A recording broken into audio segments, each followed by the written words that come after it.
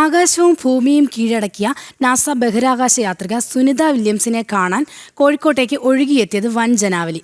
Kerala literature festival വേദിയിലെത്തിയ Sunita Williams ബഹിരാകാശ യാത്രയുടെ വിശേഷങ്ങളും ഔദ്യോഗിക ജീവിതവും എല്ലാം പങ്കുവച്ചപ്പോൾ കാണാനെത്തിയവർക്കും പുത്തൻ അനുഭവമായി. കടലിനെ സ്നേഹിച്ച ആകാശത്തെ കീഴടക്കിയ ബഹിരാകാശ യാത്രിക. അതായിരുന്നു ഇന്ത്യൻ വംശജയായ നാസ ബഹിരാകാശ യാത്രിക സുനിത വില്യംസ്. 27 വർഷത്തെ നീണ്ട ഔദ്യോഗിക ജീവിതത്തിലെ പടിയിറക്കത്തിന് ശേഷം ആദ്യ കേരള സന്ദർശനത്തിനെത്തിയ സുനിത വില്യംസിനെ ആദ്യവേദിയായി കോഴിക്കോട് ബീച്ച് മാറിയതും യാദൃച്ഛികം. ബഹിരാകാശത്തെ വാനോളം സ്നേഹിച്ച ആ യാത്രികയെ കേരളം ഏറ്റെടുക്കുന്നതായിരുന്നു പിന്നീട് കണ്ടത്. ബഹിരാകാശത്തു നിന്നുള്ള കാഴ്ചയിൽ ഭൂമി അതിമനോഹരമെന്ന് പറഞ്ഞ സുനിത വില്യംസ് താൻ പകർത്തിയ ദൃശ്യങ്ങൾ വേദിക്ക് സമ്മാനിക്കുകയും ചെയ്തു.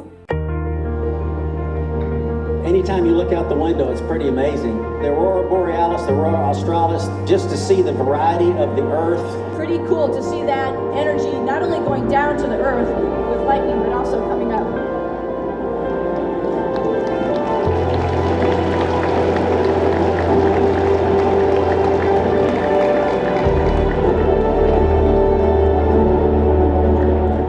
കരിയറിലെ ഏറ്റവും വലിയ വെല്ലുവിളി നിറഞ്ഞതായിരുന്നു സ്റ്റാർലൈനർ ദൗത്യമെന്ന് സുനിത പറഞ്ഞു. ഒരാഴ്ചത്തെ ദൗത്യം 9 മാസം നീണ്ടപ്പോഴും പ്രതീക്ഷ നശിച്ചിരുന്നില്ല. സ്പേസ് എക്സിന്റെ ഡ്രാഗൺ പേടകത്തിൽ കയറി 286 ദിവസം പിന്നിട്ട ശേഷമുള്ള തിരിച്ചുവരവ് ഓർമ്മയിൽ എക്കാലവും നിറഞ്ഞു നിൽക്കുമെന്നും സുനിത വില്യംസ് പറഞ്ഞു. Do something that you love and you will be successful in it. Be part of a team. Be a follower. Know how to be a follower and change the toilet paper roll, or whatever you need to do. Be part of that team. Be the leader of a team. So those are all the things that we're looking for when we're looking for astronauts. ബഹിരാകാശ നിലയത്തിലെ ദൈനംദിന ജോലികൾക്ക് പുറമെ വ്യായാമം, ഉറക്കം, ആഘോഷം എന്നീ ദൃശ്യങ്ങളടങ്ങിയ വീഡിയോയും പ്രദർശിപ്പിച്ച് Sunitha Williams വിവരിച്ചു.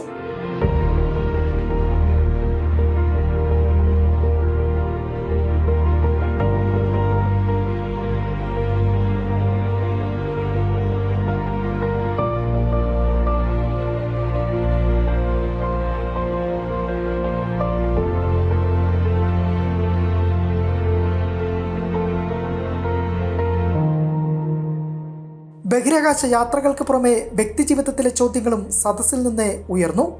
ഇതിനെല്ലാം സുനിത വില്യംസ് അളന്നുകുറിച്ച് മറുപടി നൽകിയപ്പോൾ വേദി കരഘോഷത്താൽ മുങ്ങുകയും ചെയ്തു. സ്കൂൾ കോളേജ് വിദ്യാർത്ഥികൾക്ക് പുറമെ മുതിർന്നവർ വരെയാണ് സുനിത വില്യംസിനെ കാണാനും കേൾക്കാനുമായി ലിറ്ററേച്ചർ ഫെസ്റ്റിവൽ വേദിയിലേക്ക് ഒഴുകിയെത്തിയത്. ജനം, കോഴിക്കോട്.